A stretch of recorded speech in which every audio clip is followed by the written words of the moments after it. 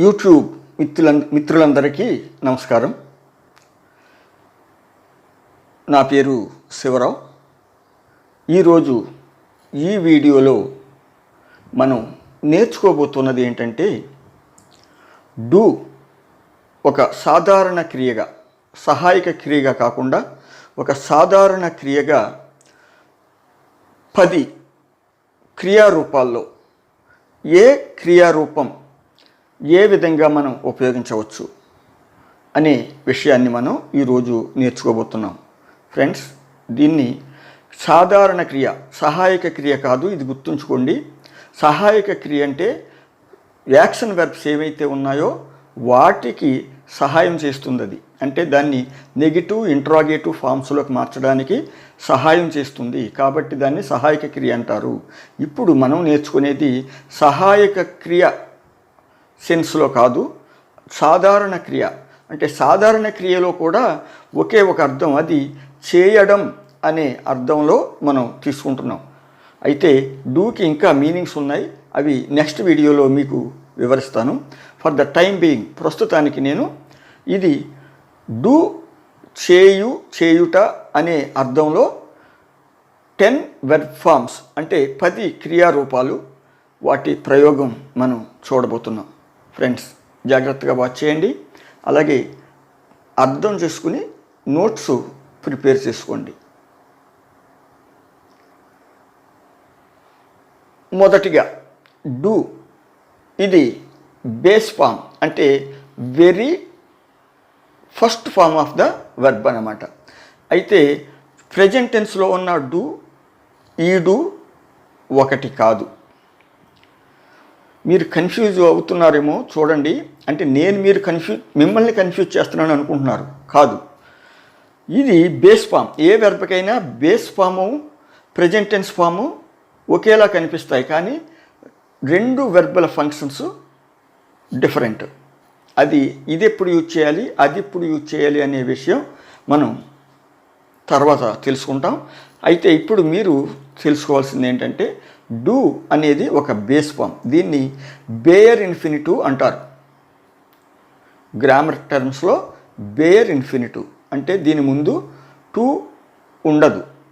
To ఉండకుండా ఉండే base form ఏదైతే ఉందో, ఏ క్రియ అయినా సరే దాన్ని బేయర్ ఇన్ఫినిటివ్ అంటారు.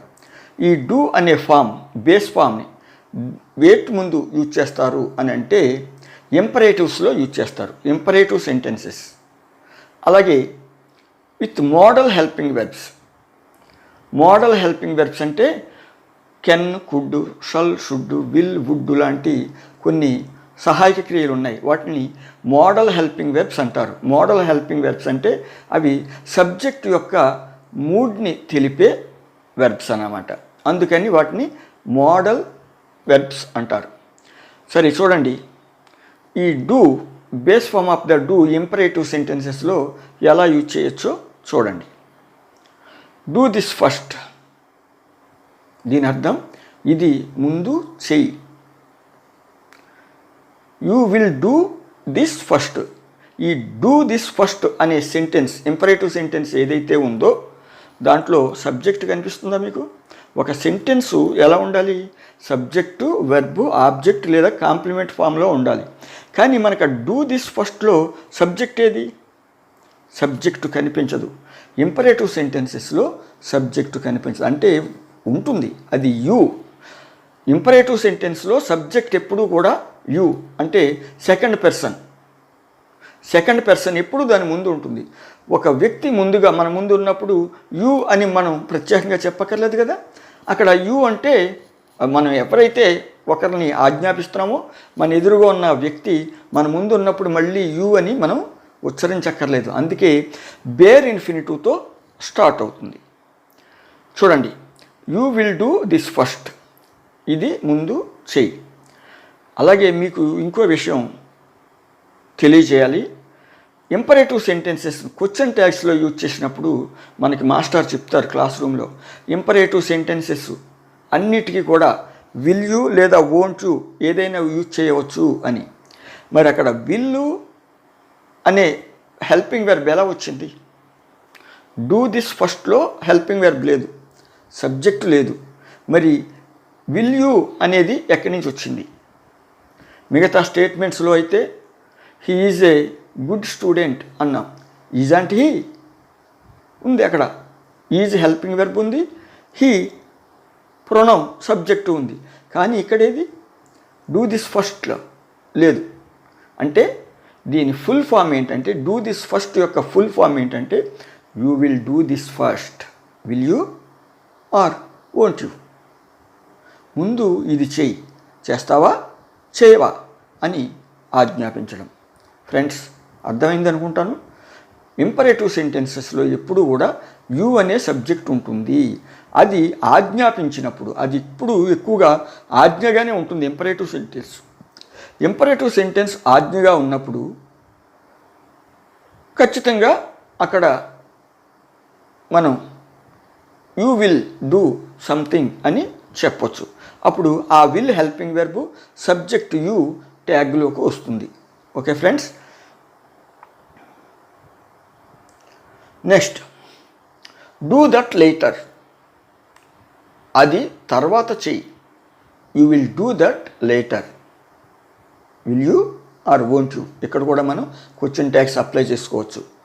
నెక్స్ట్ చూడండి, I will do this after some time. నేను ఇది కొంత సమయం తర్వాత చేస్తాను. I will do this after some time. నేను ఇది లేదా దీన్ని కొంత సమయం తర్వాత చేస్తా. I will do this after some time. Will do future వెర్బ్తో విల్ ఫ్యూచర్ అంటారు దీన్ని. విల్ ఫ్యూచర్ అంటే మరి ఇంకోటి ఏదైనా ఉందా? ఉంది, going to future. Will future, going to future.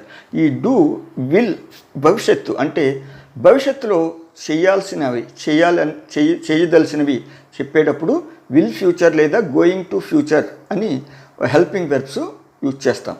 ఇక్కడ చూడండి, will do, I will do this after some time అంటే నేను ఇది కొంత సమయం తర్వాత చేస్తాను. Do that right now. మీరు దాన్ని లేదా మీరు అది ఇప్పుడే చేయండి. Do that right now. Right now అంటే ఇప్పుడే. అలాగే చూడండి, I can do that whenever I like to. మీకు bare infinitive modal helping verbs తర్వాత యూజ్ చేస్తానని చెప్పాను కదండి. అది మీరు ఇక్కడ గమనించండి. I will do this, will తర్వాత బేర్ ఇన్ఫినిటివే వస్తుందండి. అది ప్రెజెంట్ టెన్స్ వెర్బ్ కాదు. సరిగా గుర్తుపెట్టుకోండి మీరు. ప్రెజెంట్ టెన్స్ వెర్బ్ అయితే అది డూ కానీ డస్ కానీ అవుతుంది కదా. మరి డస్ ఎందుకు యూజ్ చేయకూడదు ప్రెజెంట్ టెన్స్ ఫామ్? అందుకని బేస్ ఫామ్ని మాత్రమే ఇక్కడ యూజ్ చేయాలి. అలాగే ఐ కెన్ డూ, ఇక్కడ కెన్ అనేది ఒక మోడల్ వెర్బ్, దాని తర్వాత డూ బేస్ ఫామ్. దీని అర్థం ఏంటంటే I can do that whenever I like to అనే దాని అర్థం ఏంటంటే నాకు ఇష్టం వచ్చినప్పుడు ఎప్పుడైనా చేయగలను, నా ఇష్టం వచ్చినప్పుడు ఎప్పుడైనా చేయగలను అని.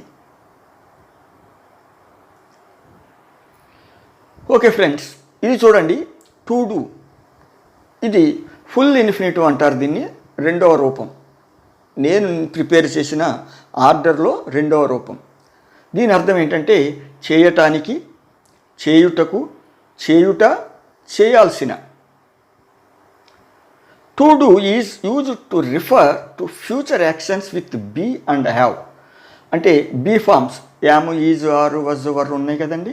అలాగే హ్యావ్, హ్యాజ్, హ్యాడ్, ఈ వీటి సహాయంతో ఫ్యూచర్ యాక్షన్స్ని మనం రిఫర్ చేస్తాం. చూడండి, I am to do a lot of work. నేను బోలెడంత పని చేయాల్సి ఉంది. టు డూ చేయాల్సి ఉంది. There is a lot of work to do. చేయడానికి బోల్డంత పని ఉంది. I am going to do it right away. నేను వెంటనే దాన్ని చేయబోతున్నాను.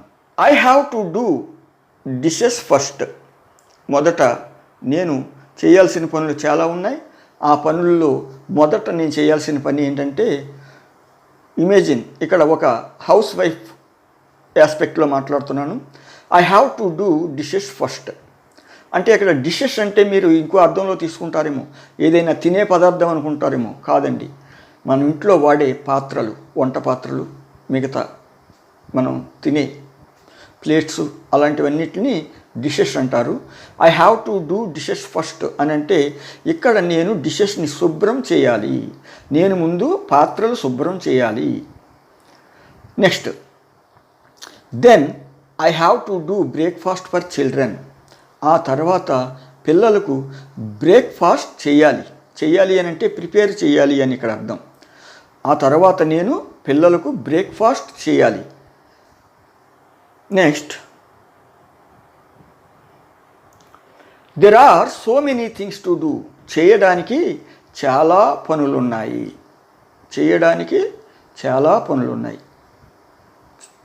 And this is the to do list. ఇది చేయాల్సిన లిస్టు. ఇక్కడ టు డూ అనేది సబ్జెక్టుగా కూడా మనం యూజ్ చేయవచ్చు. అంత డెప్త్కి మనం ఇప్పుడు వెళ్ళాల్సిన అవసరం లేదు. ఎప్పుడైనా అవసరమైతే నేను దాన్ని ఎక్స్ప్లెయిన్ చేస్తాను. For the time being the to do list అంటే ఇక్కడ చేయాల్సిన పనుల లిస్టు, దాన్ని ద టు డూ లిస్ట్ అంటాం. ద టు డూ లిస్ట్ అంటే ఇక్కడ ఒక నౌన్ ఫ్రేజ్గా ఇది ఫామ్ అవుతుంది. ఫ్రెండ్స్, కన్ఫ్యూజన్ ఏమీ పడకండి. నేను మిమ్మల్ని కన్ఫ్యూజ్ చేయడం లేదు, ఒక క్రమ పద్ధతిలో చెప్తున్నాను. ఇవన్నీ కరెక్టు. మీరు దాన్ని యాజ్ ఇట్ ఈజ్గా ప్రాక్టీస్ చేసి యూజ్ చేయవచ్చు. మీరు ఎక్కడైనా నేను చెప్పిన ఈ పద్ధతి ఎక్కడైనా మీరు రాంగ్ అనిపిస్తే నాకు మెయిల్ చేయండి. అది కనుక రాంగ్ అని ప్రూవ్ అయితే ఇంకెప్పుడు మీకు యూట్యూబ్లో కనిపించను. I guarantee that. Okay friends, next చూడండి. డూ, చేస్తాను, చేస్తావు, చేస్తాము, చేస్తారు, చేస్తాడు, చేస్తుంది. అంటే సందర్భాన్ని బట్టి, వ్యక్తిని బట్టి, అదే పర్సన్ని బట్టి, సందర్భాన్ని బట్టి మనం వీటిని ఇలా అర్థం చేసుకోవాలి. మొదటిగా ఈ వెర్బ్స్ ఎన్ని రకాలుగా యూజ్ చేయొచ్చో అది అర్థం చేసుకుంటేనే ఇంగ్లీష్ ఈజీ అవుతుంది. లేకపోతే ఇంగ్లీష్ కన్ఫ్యూజింగ్ భాష అయిపోతుంది మనకి. సరే చూడండి, ఎక్కడ మనం డూ యూజ్ చేయాలి, ఎక్కడ డస్ యూజ్ చేయాలి. ఆ స్టార్ మార్క్ వర్డ్స్ చూడండి. I, we, you, they. వీటి తర్వాత మనం డూ యూజ్ చేయాలి. ఇది ప్రెజెంట్ టెన్స్ డూ ఫామ్. ఇది బేస్ ఫామ్ కాదండి, present tense do form.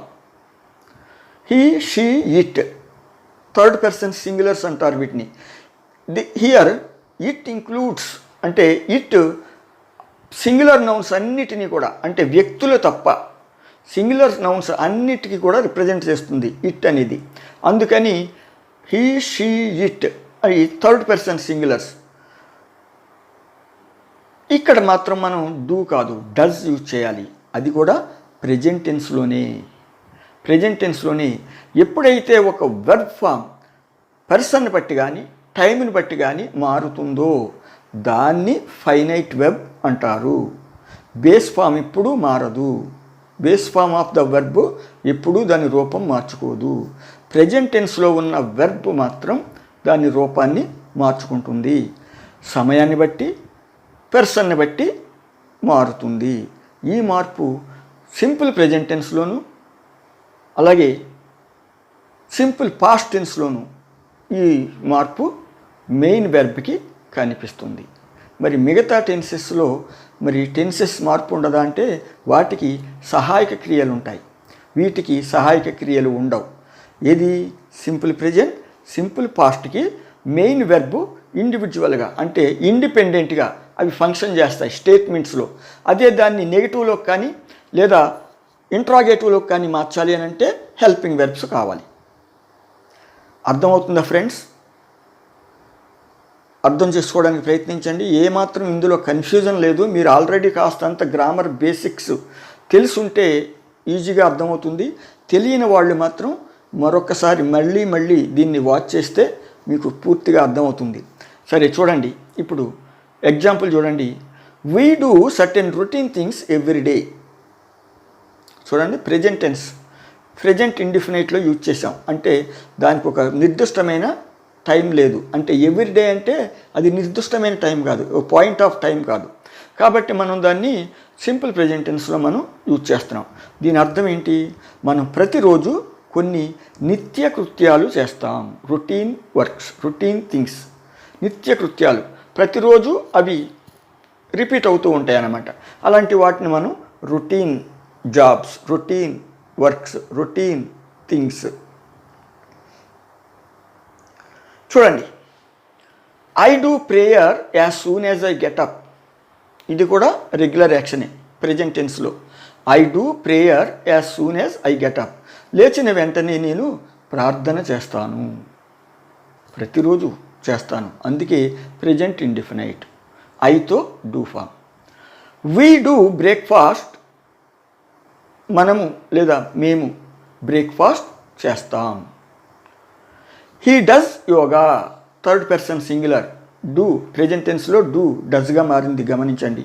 He does, she does, it does. ఇక్కడ హీ డస్ యోగా, ఆయన యోగా చేస్తారు. Mother does cooking, mother does cooking, అమ్మ వంట చేస్తుంది, రోజు చేసే పని. అందుకనేది ఇండిఫినైట్, ప్రెజెంట్ ఇండిఫినైట్. ప్రెజెంట్ ఇండిఫినైట్లో డూ డస్ ప్రయోగం మనం చూసాం. ఇప్పుడు చూడండి, did simple past tense. Simple past tense అంటే ఒక నిర్దిష్టమైన సమయంలో పూర్తయిన పనిని ఎక్స్ప్రెస్ చేయడానికి మనం సింపుల్ పాస్ట్ యూజ్ చేస్తాం. డిడ్ అందరికీ అంటే I, we, you, he, she, it, they, అందరికీ ఒకటే రూపం. అందరికి, ఇందులో ఎలాంటి మార్పు లేవు. ప్రెజెంట్ టెన్స్లో డూ డస్ లాగా మనకి ఇందులో ఎలాంటి మార్పు లేదు. ఎలాంటి సంకోచం లేకుండా అన్ని పర్సన్స్కి కూడా, అంటే ఆల్ పర్సన్స్కి మనం డిడ్ సింపుల్ ఫామ్ యూజ్ చేసేయవచ్చు. చూడండి, చేశాను, చేశాము, చేశావు, చేసింది, చేశాడు, చేశారు. Same form for all persons. I did a good job, నేను మంచి పని చేశాను. We did a great job, మనం ఒక గొప్ప పని చేశాం, మనము గొప్ప పని చేశాం. We did a great job, మేము లేదా మనము ఓ గొప్ప పని చేశాం. యూ డిడ్ యువర్ బిట్, నీ వంతు నీవు చేశావు. నువ్వు ఎంత చేయాలో అంత చేసావు, లేదా నీ ఓపిక ఎంతో అంత చేసావు, లేదా నీ బాధ్యతగా నువ్వు కొంత చేసావు. అంటే యూ డిడ్ యువర్ బిట్, నీవు నీ వంతు చేసావు. షీ డిడ్ హెర్ డ్యూటీ, ఆమె డ్యూటీ ఆమె చేసింది. దే డిడ్ మెనీ థింగ్స్, వాళ్ళు చాలా చేశారు, అంటే చాలా పనులు చేశారు.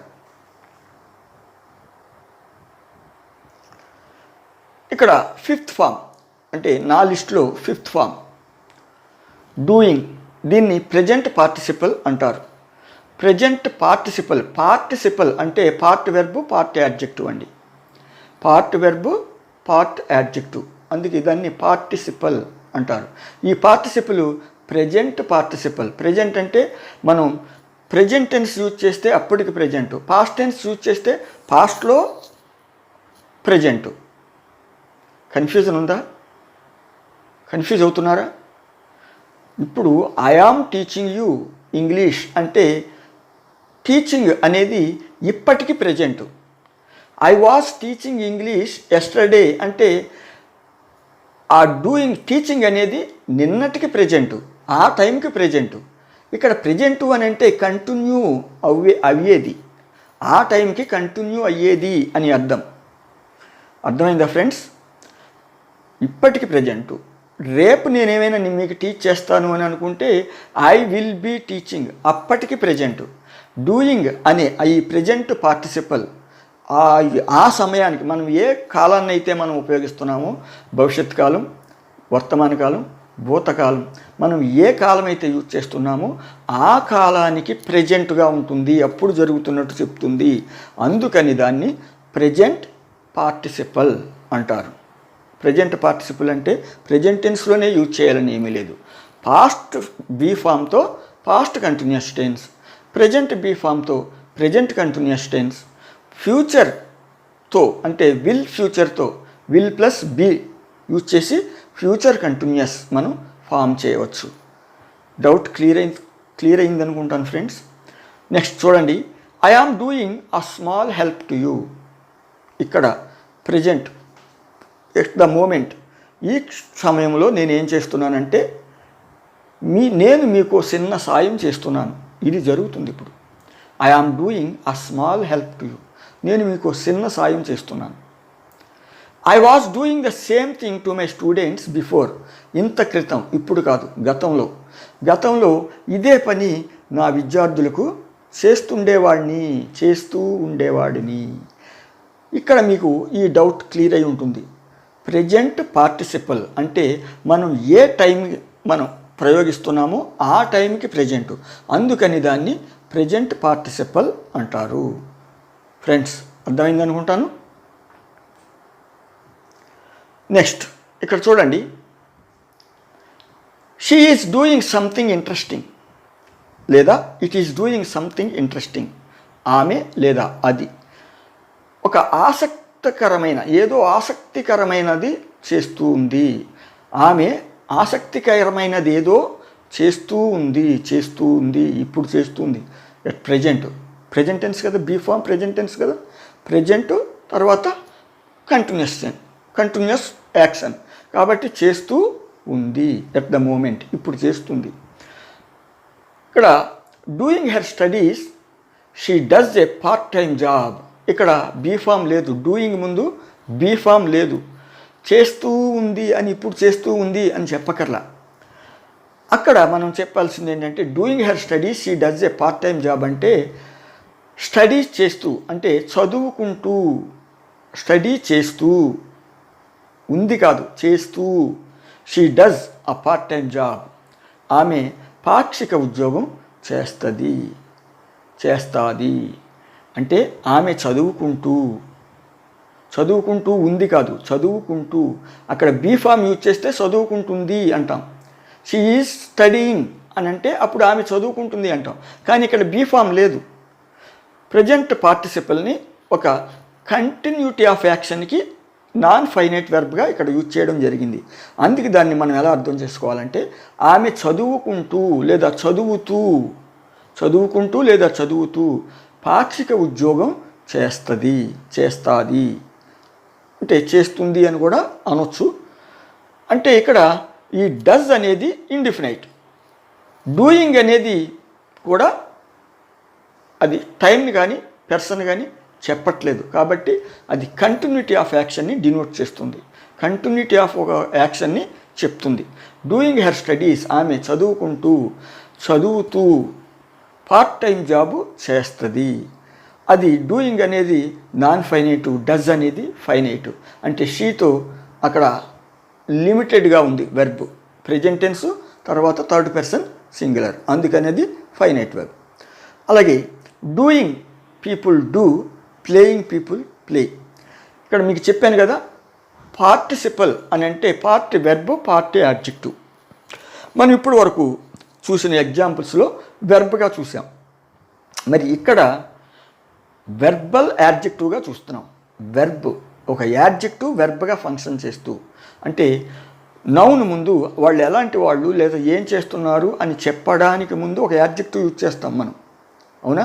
ఆ అబ్బాయి మంచివాడు అంటే గుడ్ బాయ్, ఆయన కష్టించే వ్యక్తి హార్డ్ వర్కర్ అని అంటాం కదా.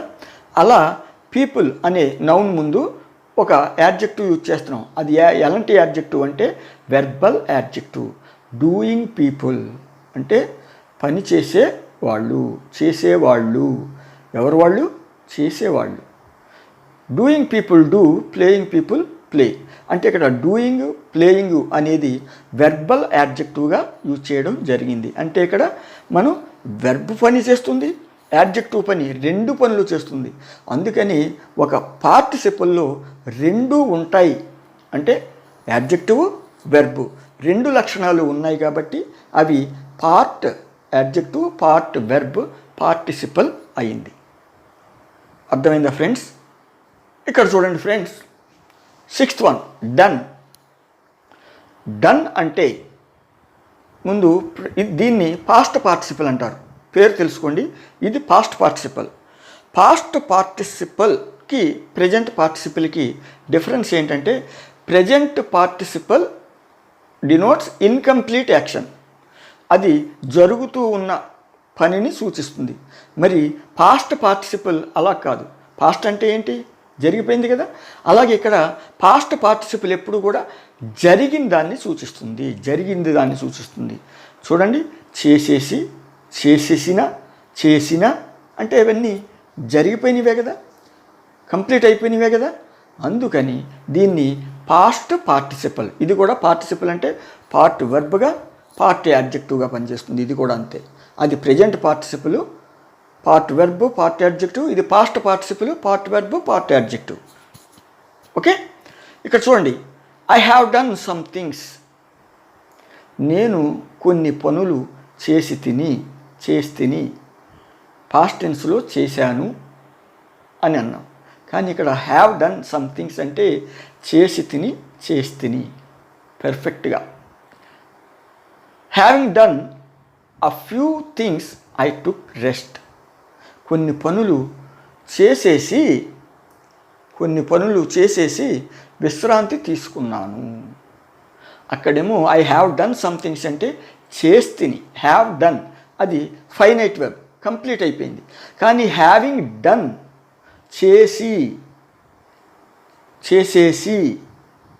చేస్తిని కాదు, చేసిన తర్వాత అని అర్థం వస్తుంది. Having done a few things I took rest.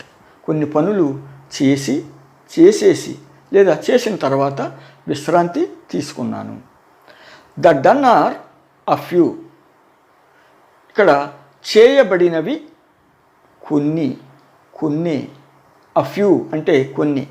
The done are a few, the to be done are many. చేయాల్సినవి చాలా ఉన్నాయి, చేసినవి కొన్నే, చేయాల్సినవి చాలా ఉన్నాయి. ద డన్ అంటే ఇక్కడ కంప్లీటెడ్ అని చెప్పాను కదా, చేసినవి అని. The done are a few. To be done చేయాల్సినవి. టు డూ అంటే ఏంటి? చేయుటకు, చేయాలి అనేది కదా. అలాగే టు బీ డన్ అంటే చేయవలసినవి, కంప్లీట్ అవ్వాల్సినవి అని అర్థం వస్తుంది. చూడండి friends, comparison between simple past and present perfect. Simple past, present perfect, దీన్ని మనం డీటెయిల్గా నెక్స్ట్ వచ్చే వీడియోస్లో మనం తెలుసుకుందాం. ఇప్పుడు సింపుల్గా చెప్తున్నాను. I did my duty. నా డ్యూటీ నేను చేశాను. I have done my duty. నేను నా డ్యూటీ చేసి తిని. నేను నా డ్యూటీ చేశాను. I have done my duty. నేను నా డ్యూటీ చేసి తిని. ఓకే, అంటే నేను మాట్లాడే టైంకి కంప్లీట్ అయింది. కానీ ఐ డిడ్ మై డ్యూటీ అని అంటే అది నేను ఎప్పుడు చేశానో మీకు చెప్పట్లేదు. అది చెప్పాలి అని అంటే I did my duty yesterday లేదా ఎ ఫ్యూ అవర్స్ ఎగో అంటే అది క్లియర్గా ఉంటుంది. I have done my duty అన్నప్పుడు మనం ఎలాంటి టైం యూజ్ చేయలేదు. యూజ్ చేస్తే కనుక నిన్న, మొన్న లాంటి పదాలు యూజ్ చేయకూడదు. Yesterday, day before yesterday, last week లాంటివి ప్రెజెంట్ పర్ఫెక్ట్తో మనం యూజ్ చేయకూడదు. ప్రెజెంట్ పర్ఫెక్ట్ ఎప్పుడు కూడా మనం మాట్లాడే టైంకి పూర్తయిన విషయాన్ని చెప్తుంది. అయితే ఇక్కడ మనం సింపుల్గా దాన్ని మనం తెలుగులోకి ఇలా ట్రాన్స్లేట్ చేసుకుంటున్నాం. I have done my duty. నేను నా డ్యూటీ చేసి తిని. You did your duty. మీరు మీ డ్యూటీ చేశారు. You have done your duty. మీరు మీ డ్యూటీ చేసితిరి.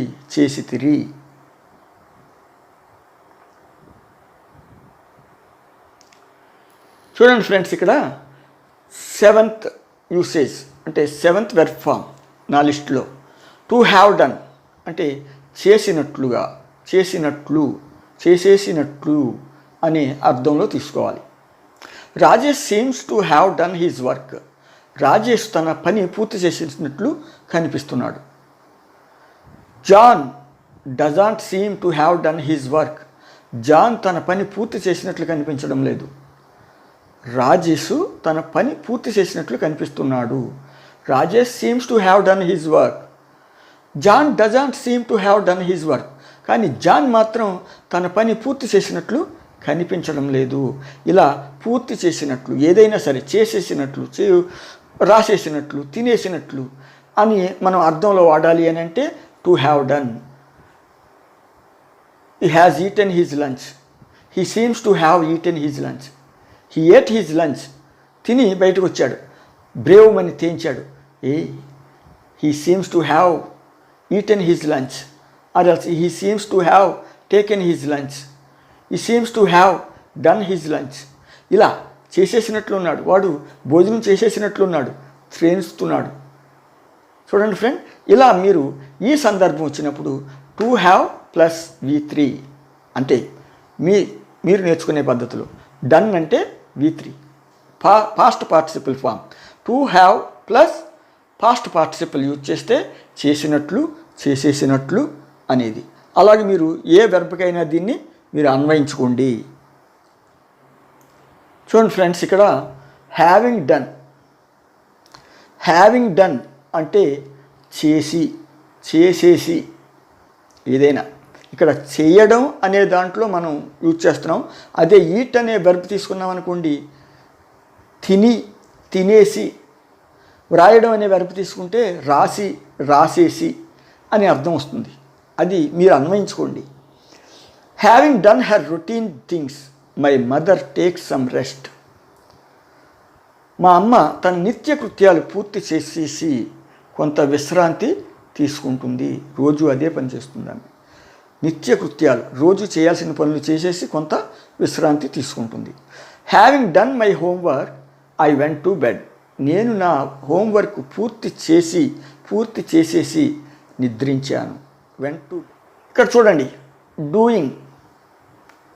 ఇది పొరపాటు పడకండి. డూయింగ్ మనకు ముందు చర్చించుకున్నాం, అది ప్రెజెంట్ పార్టిసిపల్. కానీ దీన్ని రూపం ఒకటే అయినా దీని ఫంక్షన్ వేరు.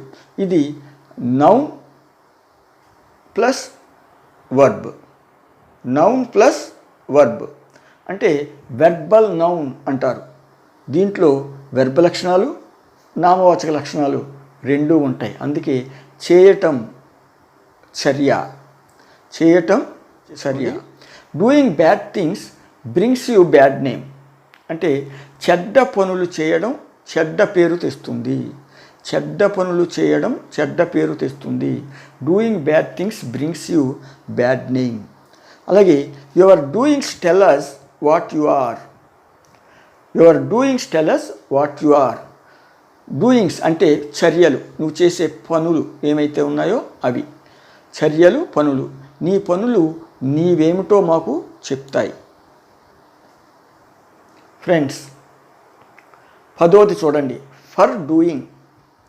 దీని అర్థం చేయటానికై, చేయుట కొరకు, చేసినందుకు.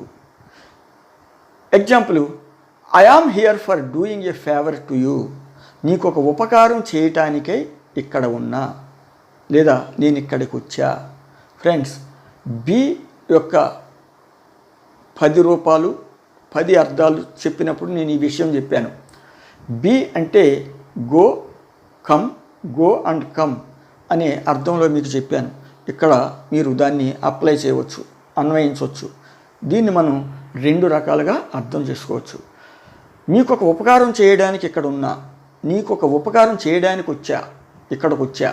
ఇలా 2 రకాలుగా మనం దీన్ని చెప్పొచ్చు. అంటే ఇలా చెప్తే I am here for doing a favour to you అని అంటే ఇక్కడ ఉన్నా, ఇక్కడికి వచ్చా, 2 అర్థాలు వచ్చేలాగా మనం చెప్పేయవచ్చు. I am here for doing a favour to you. అలాగే నెక్స్ట్ చూడండి, చేయటానికై, చేయుట కొరకు అనే అర్థంలో ఈ ఎగ్జాంపుల్లో చూసాం. చేసినందుకు అనే అర్థం ఈ సెకండ్ ఎగ్జాంపుల్లో చూడండి. అనేక తప్పులు చేసినందుకు అతను శిక్షించబడ్డాడు. Why was he punished? అతను అనేక తప్పులు చేసినందుకు, for doing several wrongs. Several అంటే అనేకం అని అర్థం. టూ మెనీ కాదు, కొన్ని, ఒకటి కంటే ఎక్కువని సెవరల్ అనాలి. అలాగని టూ మెనీ ఉన్నా సెవరల్ అనకూడదు, ఏదో కొద్దిపాటి. సెవరల్ అనేకం, ఏకం కానిది, ఒకటి కానిది, ఒకటి కంటే ఎక్కువ, సెవరల్ రాంగ్స్. అనేక తప్పులు చేసినందుకు అతను శిక్షించబడ్డాడు. He was punished for doing several things. చాలా అనే ఉద్దేశంతో చెప్తే మెనీ అనండి.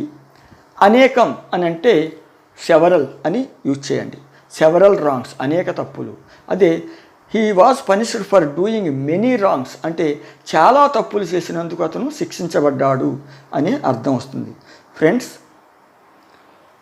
ఇంతటితో ముగిస్తున్నాను. డూ సాధారణ వెర్బ్గా 10 క్రియారూపాలు, 10 ప్రయోగాలు. ఈ డూ ప్లేస్లో మీరు ఇలాంటి క్రియలు అంటే సాధారణ క్రియలు, యాక్షన్, చర్యను తెలిపే ఏ వెర్బ్నైనా సరే అన్వయించి దీన్ని మీరు ప్రాక్టీస్లో పెట్టి చూడండి. మీ ఇంగ్లీష్ ఎలా ఉందో మీకే తెలుస్తుంది. నెక్స్ట్ వీడియోలో డూ అనే వర్బ్ ఎన్ని రకాలుగా, ఎన్ని అర్థాలతో మనం వాడవచ్చో ఆ అన్ని అర్థాలు, అన్ని ప్రయోగాలతో మరో వీడియోతో మీ ముందుకు వస్తా. ఫ్రెండ్స్, ఈ వీడియో మీకు నచ్చింది అనుకుంటాను.